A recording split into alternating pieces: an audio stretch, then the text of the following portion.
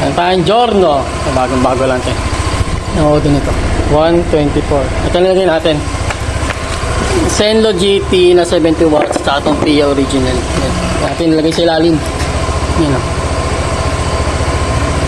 Tapos yung switch nito, hindi tayo gumamit ng ano, ang tawag doon, tri-switch. Ito ginamit natin.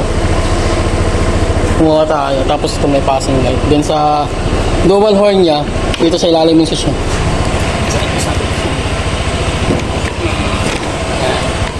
Baling ginawa ko dito to. Yung low niya dito. Bakante ito eh. May spare dyan eh. So nag-provide kami ng switch para dyan. Ayan o. Ayan yung low. Ito yung high. Ayan o. Hindi siya sabog. Tapos may passing light. Ito yung push button sa passing light. Yung passing light sa high. Yung kapag naka-high, low.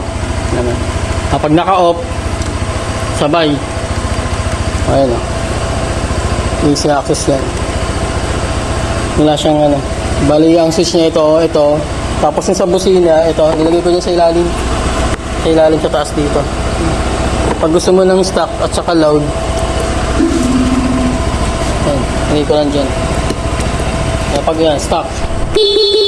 Pag gusto mo ng loud, baon mo lang pataas. Para may option ka kung gusto mo loud or stock.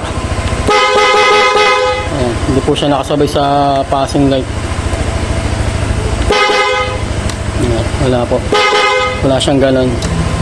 Bawal kasi yun eh. Pinakasabay yung busina sa passing light. May sarili siyang push button para dito sa passing light niya. So, press na natin.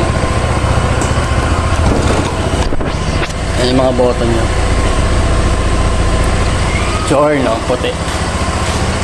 Bagong bago lang. Ito pangalawa na yun. Ito yung unang ginawa natin dito. Yung passion niya. Tapos ito rin pangalawa. Yung unit niya. Yung NDL niya sa ilalim. Yan lang. Dito sa Pasig. Sa Giorno 125. Thank you.